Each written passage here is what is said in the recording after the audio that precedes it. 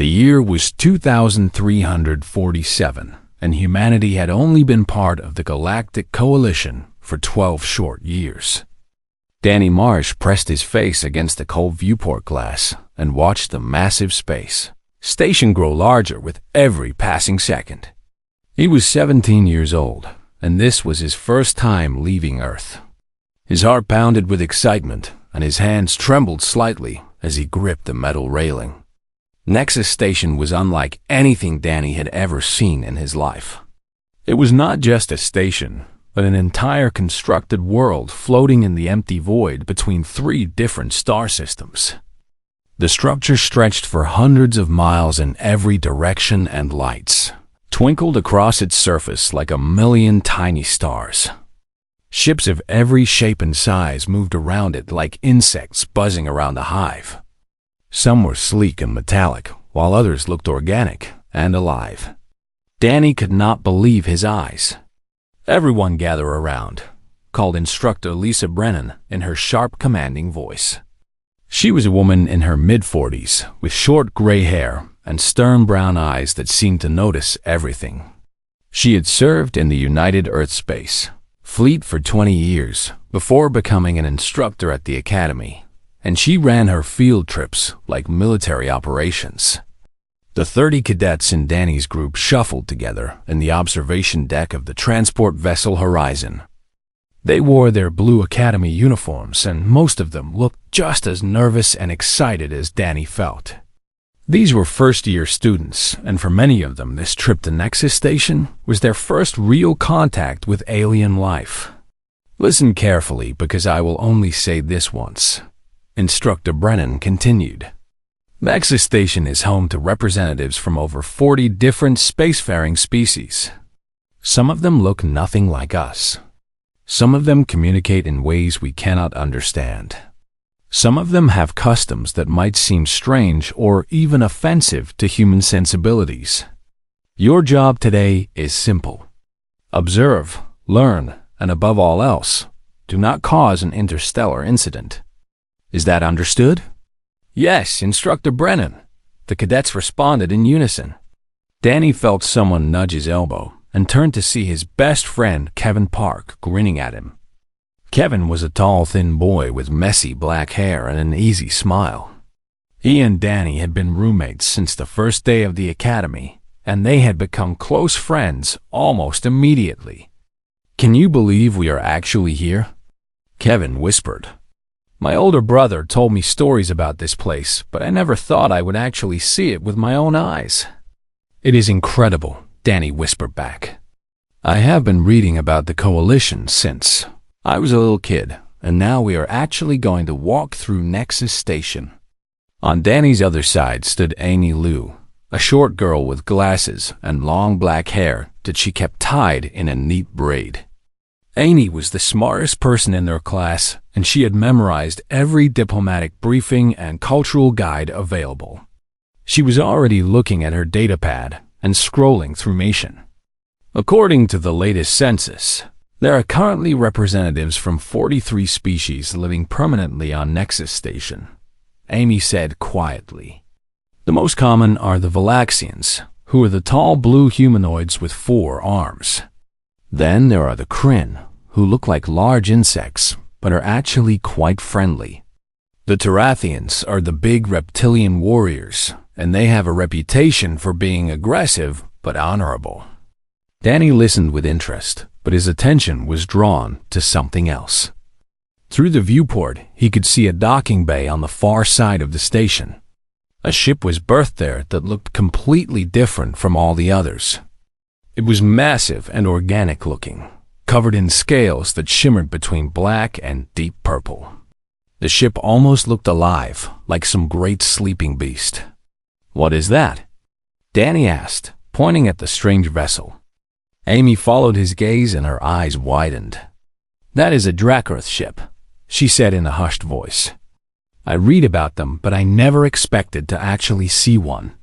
The Dracoth are one of the oldest and most mysterious species in the entire Coalition. Nobody really knows much about them because they keep to themselves. They rarely speak to other species, and when they do it is usually only for important diplomatic matters. Why are they so secretive? Kevin asked. Amy shrugged. Nobody knows for sure. Some say they consider themselves superior to younger species. Others say they simply have no interest in socializing. All I know is that other species tend to avoid them. There is something about the Dracarys that makes everyone uncomfortable. Danny stared at the alien ship for a long moment. Something about it called to him in a way he could not explain.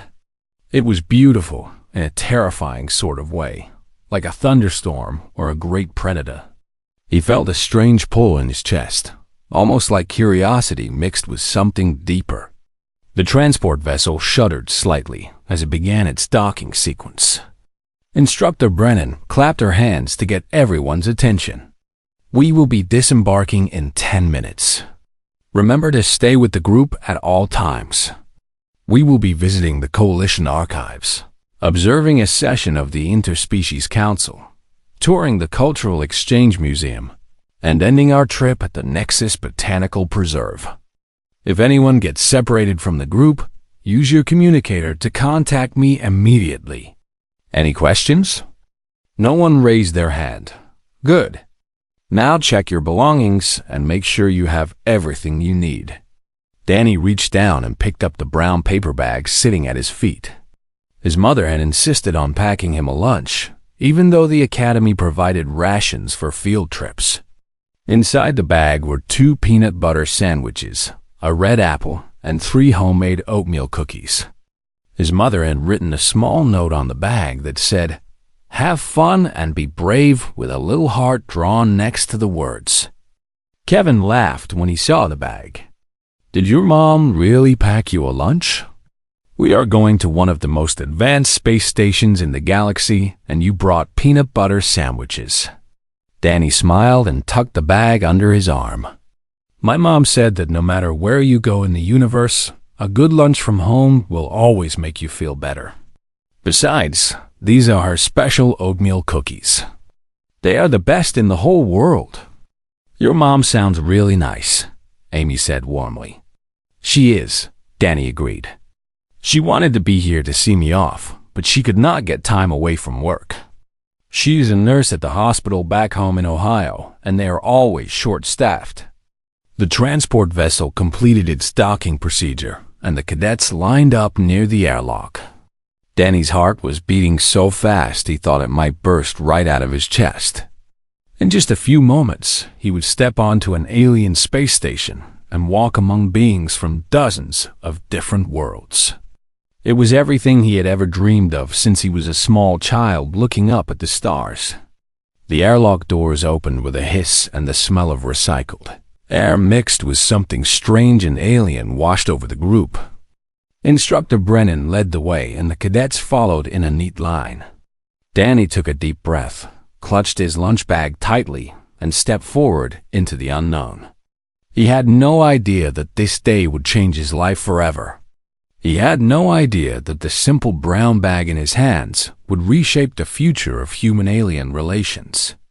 All he knew was that he was finally here, finally among the stars, and he was ready for whatever adventure awaited him.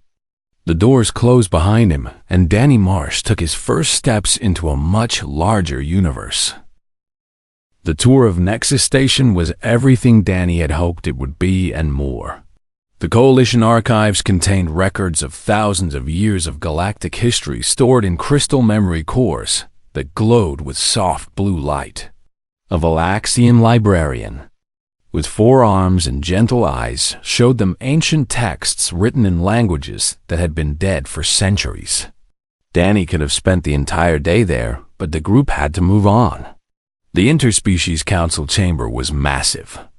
A great circular room with hundreds of seats arranged in rising tiers. Each seat was designed differently to accommodate the various body types of the Coalition species. Some were simple chairs, while others were tanks filled with liquid for aquatic beings or elevated platforms for species that preferred to stand. The cadets watched from an observation gallery as representatives debated trade agreements and border disputes. It was fascinating to see so many different beings working together. Despite their differences, the Cultural Exchange Museum was filled with artifacts from every corner of the galaxy. There were weapons and tools, clothing and art, musical instruments, and religious objects. Each display told a story about a different species and their unique way of life. Danny found himself drawn to a section about the early years of human membership in the Coalition. There were photographs of the first human ambassadors and recordings of the speeches that had welcomed Earth into the galactic community. But it was the final stop on the tour that would change everything. The Nexus Botanical Preserve was unlike any garden Danny had ever seen. It was a massive enclosed space, stretching for miles in every direction and containing plant life from hundreds of different worlds. Different atmospheric zones were separated by shimmering energy barriers that allowed visitors to observe alien ecosystems without needing environmental suits. The air was filled with strange scents, some sweet and pleasant, others sharp and unfamiliar. Danny walked with the group through a section filled with plants from a world called Velar Prime. The vegetation was blue instead of green, and the flowers sang soft melodies when you walked past them. Then they entered an area with towering mushrooms from the fungal forests of Kryn. The mushrooms glowed with bioluminescent light and released clouds of sparkling spores into the air.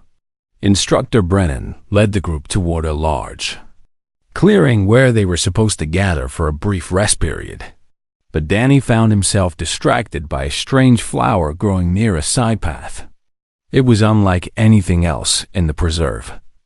A spiral of petals that pulsed with golden light like a tiny heartbeat.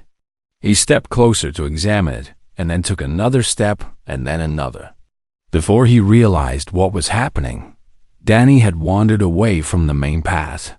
He rounded a corner and pushed through a curtain of hanging vines. He found himself in a different section of the preserve, an area filled with towering crystalline trees that chimed softly in the recycled breeze. The light here was dimmer and everything felt somehow older and more solemn. And then Danny saw it. In the center of a large clearing sat a creature of impossible size and beauty. It was easily 40 feet long with a serpentine body covered in midnight black scales that shimmered with hints of deep purple. Great wings lay folded against its back, each one large enough to blanket a small house. Its head was angular and ancient-looking, with a long snout and horns that curved backward like a crown. But the most striking feature was its eyes, two orbs that burned with inner light like dying stars captured in crystal. Danny had stopped breathing without realizing it. He stood frozen at the edge of the clearing and stared at the magnificent creature. It was a Dracorath, one of the mysterious ancient beings that Amy had told him about. But seeing pictures and reading descriptions was nothing compared to being in the presence of such a being. The Dracorath did not seem to notice Danny at first. It sat very still. Its massive head bowed slightly, and its tail curled around its body like a protective barrier. Its wings drooped, and there was something about its posture that seemed wrong somehow. Danny looked around the clearing and noticed something else. Every other being in the preserve was giving this area a wide berth. He could see a group of Valaxians walking quickly in the opposite direction, their eyes carefully avoiding the clearing. A Terathian warrior, one of the big reptilian beings known for their fearlessness in battle, actually turned and went back the way he had come, rather than pass nearby. Even a group of small Kryn insects scurried away with what looked like panic in their movements. Everyone was afraid of the Dracorath. Everyone was avoiding it like it carried some terrible disease. But Danny did not feel afraid. He felt curious in something else too. Something that tugged at his heart. He watched the great creature sitting alone in the clearing, and he recognized something in its posture. The way its head hung low, the slight droop of its magnificent wings, the way its claws kneaded the ground. Absently, the Dracorath looked lonely. It looked sad. Danny had seen that same posture in his grandmother when she sat alone by the window after his grandfather died. He had seen it in the new kid at school who ate lunch by himself because no one would talk to him. He had seen it in the mirror on the nights when he missed his mother and father while living at the academy so far from home. Loneliness was a universal language. Danny realized. It looked the same no matter what species you were. "Danny!" came a sharp whisper from behind him. He turned to see Kevin and Amy pushing through the hanging vines. Both of them stopped dead when they saw what was in the clearing. Kevin's face went pale, and Amy grabbed Danny's arm with a grip like iron. "What are you doing?" Amy hissed. "Do you have any idea what that is? We need to get out of here right now." "That is a Dracorath," Kevin whispered, his voice shaking. "My brother told me about them. He said that just being near one can make you feel like you are dying. He said their minds are so powerful that they can crush your thoughts like insects." But Danny did not feel any of those things. He felt only curiosity and a strange sense of connection. The creature in the clearing was alone, just like Danny had been alone so many times in his life. It was being avoided by everyone, feared by all, and that seemed incredibly sad. "Look at it," Danny said quietly. "Does that look like a monster to you? It looks lonely. It looks like it needs a friend." "Danny, you cannot be serious," Amy said, her eyes wide with disbelief. "The Dracorath are one of the most powerful and mysterious species in the galaxy. We are just cadets. We are not supposed to make contact with beings like this." But Danny was not listening anymore. He was looking at the great creature in the clearing, and he was thinking about all the times he had wished someone would just come and sit with him when he felt alone. He was thinking about his mother's words written on the lunch bag tucked under his arm. "Have fun and be brave." Danny made a decision. It was probably the most foolish decision he had ever made in his young life. But it also felt like the most important. He stepped forward into the clearing. Danny walked forward, and the world seemed to hold its breath around him. Behind him, he could hear Amy gasp and Kevin call his name in a desperate whisper, but he did not stop. His feet moved across the soft grass of the clearing one step at a time, carrying him closer to the massive creature that sat in its center. The Dracorath's head turned slowly, and those burning star-like eyes focused on the small human approaching. The creature did not move from its seated position, but Danny could feel something change in the air around him. It was like a weight pressing against his mind, not painful but definitely present, like the feeling of being watched by something vast and ancient beyond comprehension. Danny kept walking. His heart hammered in his chest so hard he could hear it in his ears. His legs felt weak and shaky, but he forced them to keep moving. 10 feet from the creature, he stopped and looked up at the enormous being before him. The Dracorath was even more magnificent up close. Each scale on its body was the size of Danny's hand, and they caught the light in ways that made them seem to shift between black and purple and deep blue. The creature's claws were as long as swords and looked sharp enough to cut through steel. Its breath came in slow rhythmic waves that Danny could feel against his skin like warm wind. For a long moment, neither of them moved. The human boy and the ancient dragon simply looked at each other across the vast gulf between their species. Then Danny did something that surprised even himself. He raised his hand in a small, awkward wave. "Hello," Danny said, and his voice came out steadier than he expected. "My name is Danny. Danny Marsh.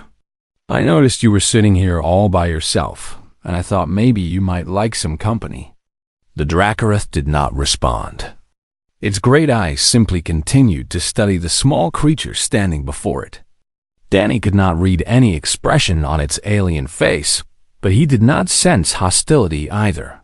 Just curiosity, perhaps, and something else that might have been surprise. Danny reached under his arm and pulled out the brown paper bag. "I have lunch," he said, holding up the bag. "My mom made it for me this morning." "Well, Yesterday morning, I guess, since we have been traveling. Anyway, she makes really good sandwiches, and I thought maybe you might like to share." Still, the creature said nothing. Danny was starting to feel a little foolish standing there with his lunch bag raised like an offering to some ancient god. But he did not leave. He had come this far, and he was not going to give up now. "The sandwiches are peanut butter," Danny continued, filling the silence with words. "I know that probably does not mean anything to you since you are not from Earth. Peanut butter is made from nuts, and it is kind of sticky and sweet. Some people think it is weird, but I really like it. My mom also packed an apple and some cookies. The cookies are oatmeal with chocolate chips, and they are honestly the best cookies in the entire universe. At least I think so." A sound rumbled through the clearing, deep and powerful like distant thunder. Danny felt it in his bones before he heard it with his ears. He tensed, expecting danger, but then he realized what the sound was. The Dracorath was laughing. A voice suddenly appeared in Danny's mind, not through his ears, but directly in his thoughts. It was deep and layered with strange harmonics that made his entire body vibrate like a tuning fork.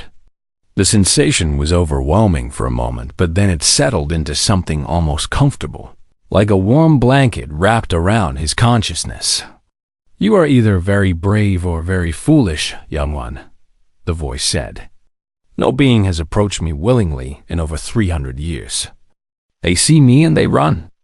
They feel my presence and they are filled with terror. But you walk toward me and offer me sandwiches made of nuts." Danny swallowed hard but managed a small smile. "Probably both," he admitted. "My mom always says I have more courage than sense. But she also says that nobody should ever have to eat alone. It is sad to eat by yourself when there are other people around." The great creature lowered its massive head until its eyes were level with Danny's face. Each eye was larger than Danny's entire body, and being this close to them felt like looking into the depths of space itself. Danny could see galaxies swirling in those eyes, or at least something that looked like galaxies, ancient and beautiful and impossible to understand. "You do not fear me?" the creature asked. "Every other being in this station feels only terror when they sense my presence. It is not something they can control. It is instinct, hardwired into their biology. They cannot help but run." "I do not feel afraid," Danny said honestly. "I mean, I am nervous. You are really big and really impressive, and I am just a cadet on a field trip. But afraid? No. I just feel curious. And a little sad, I guess." "Sad? Why would you feel sad?" Danny looked at the ground for a moment, gathering his thoughts. "Because you looked lonely," he said finally. "I saw you sitting here all by yourself, and everyone was walking past and avoiding you like you had done something wrong. But you had not done anything. You were just sitting here. And I know what that feels like, being alone when everyone else has someone. It is the worst feeling in the world." The Dracorath was silent for a long moment. The weight of its presence in Danny's mind seemed to shift, becoming somehow softer and more gentle. "What is your name, brave young human?" "Danny Marsh. What is yours?" "I am called Vexathrius among your kind. In my own language, my name is something that cannot be spoken with your vocal cords. I have lived for 4,000 of your Earth years." Danny's eyes went wide. 4,000 years? That is incredible. You must have seen so many amazing things. I have seen stars born and die. I have watched civilizations rise and fall. I have traveled to the edges of the known galaxy and beyond." Vexathrius paused. "And in all that time, in all those millennia, I have rarely known companionship.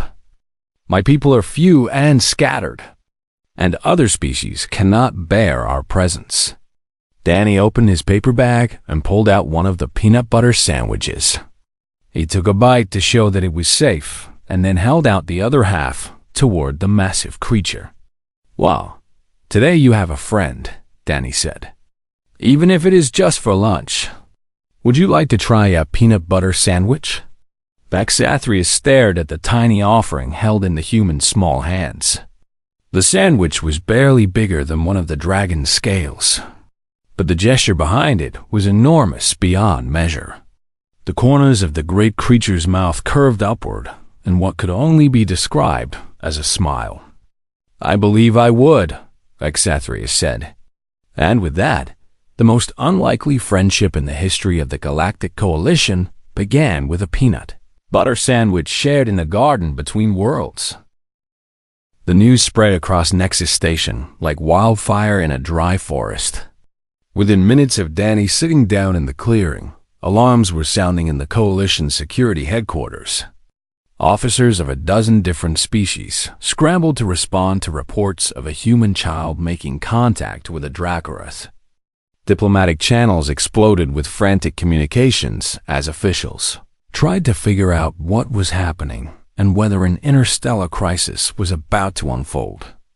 Instructor Lisa Brennan stood at the edge of the clearing with her face frozen in an expression of absolute horror.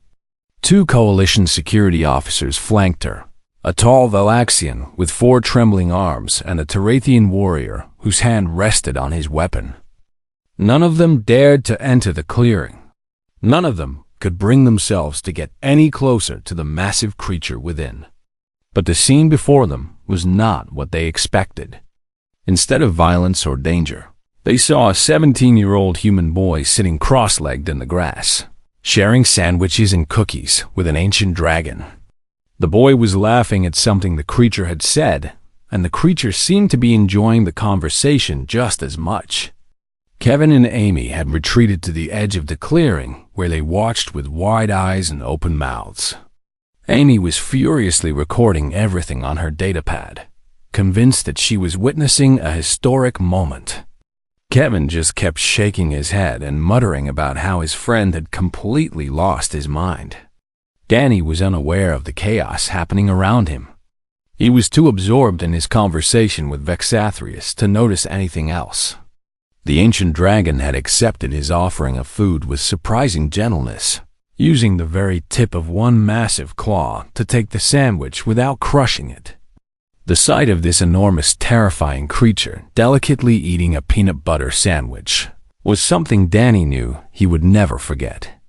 "This is quite pleasant," Vexathrius said through their mental link. "The texture is unusual, but the flavor is agreeable. Your mother is skilled at preparing food." Danny beamed with pride. "I will tell her you said that. She will be so happy." They sat in comfortable silence for a moment, sharing the simple meal. Danny pulled out the apple and the oatmeal cookies and offered those as well. Vexathrius accepted them with the same careful delicacy, savoring each bite as if it were the most precious thing in the universe. "May I ask you something?" Danny said after a while. "You may ask me anything, young Danny. Why are you here all alone? Where are the others of your kind?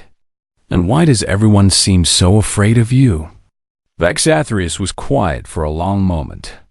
The light in his great eyes seemed to dim slightly with sadness. "My people communicate through what you might call emotional harmonics," Vexathrius explained. "We project our thoughts and feelings directly into the minds of others. It is how we speak, how we connect, how we share everything that we are. But this ability is overwhelming to most other species. Their minds are not built to handle the intensity of our communication." "What do they feel?" Danny asked. "Terror," Vexathrius answered simply. "Instinctive, primal terror. It is not something they can control or overcome. When they sense our presence, their minds interpret our communication as a threat. Every instinct tells them to flee, to hide, to get as far away from us as possible. No amount of logic or reason can overcome that biological response." Danny thought about this. He remembered watching the Valaxians and Terathians avoiding the clearing, the fear in their movements, the way they refused to even look in this direction. "But I do not feel that," Danny said. "I can feel you in my mind, but it does not feel scary. It feels warm, actually. like talking to a friend. Vexathrius tilted his great head, studying Danny with renewed interest. That is what makes your species so remarkable, young one. Humans are different from every other being in the galaxy. Your brains are wired in a way that we have never encountered before. Different how? Where others feel terror, you feel curiosity. Where others sense danger, you sense opportunity. Where others are overwhelmed by the unknown, you reach out to embrace it. It is reckless and dangerous and often leads to your own destruction. But it is also the most beautiful thing I have witnessed in 4,000 years of existence. Danny did not know what to say. He had never thought of humans as special. If anything, he had always felt like his species was behind everyone else, the newcomers to the galactic stage who were still learning how things worked. For 3,000 years, my people have attended coalition gatherings, Vexathrius continued. We come because we believe in the principles of cooperation and mutual understanding. We want to be part of the galactic community. But for all those centuries, we have been treated as monsters. Respected from a distance, but never approached. Feared, but never known. We sit alone at every meeting, walk alone through every station, exist in isolation, even when surrounded by thousands of other beings. The pain in the dragon's mental voice was unmistakable. Danny felt his own eyes sting with sympathetic tears. That sounds incredibly lonely, Danny whispered. It is. You cannot possibly imagine how lonely it is. To live for thousands of years and never have a friend. To watch other species form bonds and relationships while you remain forever apart. To be so desperate for connection that you would give anything for just one conversation, one moment of understanding. Danny reached out and placed his small hand against the dragon's massive foreleg. The scales were warm beneath his palm, pulsing slightly with inner heat. It was a gesture of comfort, the same thing Danny would do for any friend who was hurting. Well, you have a friend now, Danny said firmly. I do not care what anyone else says. I do not care if they think I am crazy. You are not a monster, Vexathrius. You are just lonely, and nobody deserves to be that lonely. Not for 3,000 years, not for 3 minutes. Vexathrius made that rumbling sound again, the one Danny now recognized as laughter. But this time, it was mixed with something else, something that sounded almost like crying. You know this is going to cause a tremendous amount of trouble, the dragon said. The diplomats are probably panicking as we speak. There will be meetings and inquiries and mountains of paperwork. Danny grinned. Let them panic. Let there be paperwork. This is worth it, is it? You barely know me. I know enough, Danny said with conviction. I know that you have been alone for too long. I know that you just wanted someone to sit with you and talk to you like a normal person. And I know that my mom would be really proud of me right now for sharing my lunch with someone who needed a friend. Vexathrius lowered his great head until it rested on the grass in front of Danny. His eyes closed for a moment and a deep rumbling purr vibrated through the ground. This is the first real conversation I have had in 800 years, Vexathrius said softly. Thank you, young Danny Marsh. Thank you for seeing me. Danny smiled and patted the dragon's snout gently. Thank you for giving me the chance to know you, he replied. Now, would you like another cookie? There are still 2 left. Outside the clearing, Instructor Brennan finally lowered herself to sit on the ground, her legs no longer able to hold her up. She had just witnessed something unprecedented in the history of human-alien relations. And it had all started with a boy and a paper bag full of lunch. 3 weeks had passed since the day that Danny Marsh shared his lunch with a dragon, and the entire galaxy had not stopped talking about it. News networks from 100 different worlds carried the story. Scholars debated its implications. Diplomats scrambled to understand what it meant for the future of interspecies relations. And at the center of it all stood a 17-year-old, Cadet from Ohio, who still could not quite believe what was happening. Today was the day of the official ceremony, and Danny stood backstage in the Grand Assembly Hall of Nexus Station, wearing a formal dress uniform that his mother had sent from Earth specifically for this occasion. His hands were sweating, and his heart was racing, but he forced himself to take deep breaths and stay calm. "You look like you are about to pass out," Kevin said with a grin. He stood beside Danny in his own dress uniform, having refused to miss this moment for anything in the galaxy. "I feel like I am about to pass out," Danny admitted. "This is insane. I just shared my lunch with someone who looked lonely. I did not expect all of this." Amy appeared with a datapad in her hands, scrolling through the latest updates. "The assembly hall is completely full," she reported. "There are representatives from all 43 coalition species in attendance. The Earth ambassador is here too, along with your mother and about a dozen news drones. This is officially the biggest diplomatic event in human history." Danny groaned and rubbed his face with his hands. "Not helping, Amy." A gentle pressure touched Danny's mind, and he felt the familiar, warm presence of his friend. Vexathrius was nearby, waiting in a special section of the hall that had been prepared for his enormous form. "Are you nervous, young one?" the dragon asked through their mental link. "Terrified," Danny admitted. "Good. That means you understand the importance of this moment. But do not worry. You have already done the hard part. Today is simply the acknowledgement of what you have achieved." Danny smiled despite his nervousness. Over the past 3 weeks, he and Vexathrius had spent many hours together, talking about everything from the history of the galaxy to Danny's favorite foods. The dragon had become like a grandfather to him, ancient and wise, but also surprisingly warm and funny. Danny could no longer imagine his life without this friendship. A coalition official appeared at the doorway and nodded. It was time. Danny walked out onto the stage and the assembly hall erupted in applause. The sound was deafening.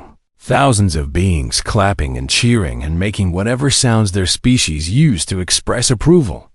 Danny blinked in the bright lights and searched the crowd until he found his mother sitting in the front row. Kathy Marsh was crying happy tears, just as Danny knew she would be. She waved at him with both hands, and Danny could see the brown paper bag sitting in her lap, the same bag that had started all of this. She had insisted on keeping it as a memento, and Danny did not have the heart to argue. The ceremony proceeded with all the formality and pomp that the coalition could muster. There were speeches from the coalition president, a towering being made of living crystal who spoke in chiming tones. There were presentations from diplomatic officials of various species. There were formal acknowledgments of the historic nature of this event. But the most important moment came when the Dracoearth delegation took the stage. There were 3 of them, each one as magnificent as Vexathrius, and together they made a formal request that had never been made in the 3,000-year history of their membership in the coalition. "We, the Dracoearth, formally request that humanity be designated as our official diplomatic liaison species," the lead delegate announced in a voice that resonated through every mind in the hall. "For millennia, we have been isolated by biology, feared by instinct, alone by circumstance.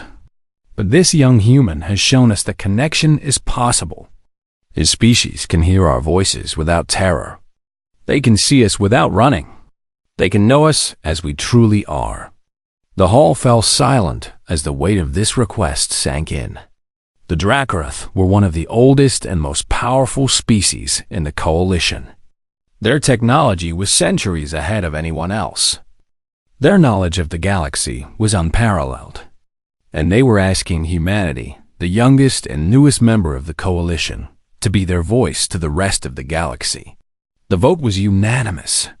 Every single species voted in favor of the request. And when the results were announced, the cheering was even louder than before. Danny found himself surrounded by well-wishers and officials who wanted to shake his hand and thank him and ask him questions. He answered as best he could, trying to be polite and humble despite his exhaustion. But through it all, he kept his mind connected to Vexathurius, drawing strength from his friend's steady presence. Finally, hours later, Danny escaped the crowd and found his way to an observation deck on the outer ring of the station. The stars wheeled past the viewport, beautiful and infinite, and Danny let out a long breath he had not realized he was holding. "May I join you?" came the familiar mental voice. Danny turned to see Vexathurius coiling through the extra-large doorway that had been installed specifically for the dragon's use. The observation deck was enormous, but Vexathurius still took up most of the available space. "Of course," Danny said. "I was hoping you would come." They stood together in silence for a while, watching the stars. Danny thought about everything that had happened, everything that was about to happen. The future suddenly seemed very different from what he had imagined just a few weeks ago. "You have changed things, young one," Vexathurius said softly.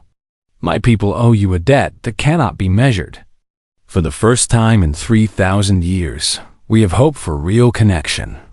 Because of you, we will no longer be alone." Danny shook his head. "I just shared my lunch. I did not do anything special." "No," Vexathurius replied firmly. "You saw someone alone and chose to see them. You felt compassion instead of fear. You reached out instead of running away." You reached out instead of running away. That is the rarest gift in the universe, Danny. It is the most human thing about your species, and it is the most precious. Danny felt tears prickling at his eyes. What happens now? Now, we learn. My people will begin working with humans to build bridges to other species. We will share our knowledge and our history. We will teach you what we know, and we will learn from you in return. It will take time, perhaps generations, but eventually we will no longer be strangers in the galaxy. We will be part of something greater.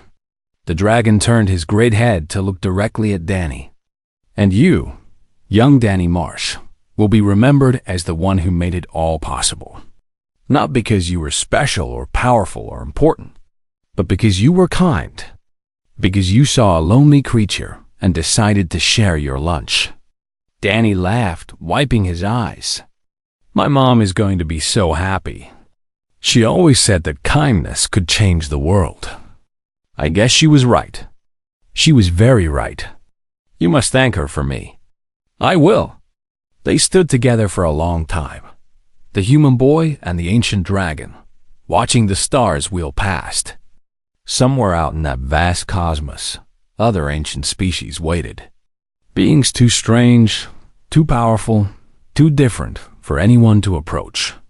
But humanity was young and curious and brave. Humanity did not run from the unknown, but reached out to embrace it. And most importantly, humanity always packed really good lunches. Danny smiled as he thought about the future. There would be challenges ahead, problems to solve, barriers to overcome. But for the first time since humanity had joined the galactic community, they had found their true place among the stars. Not as warriors or diplomats or scientists, but as friends. And that, Danny knew, was the most important thing of all.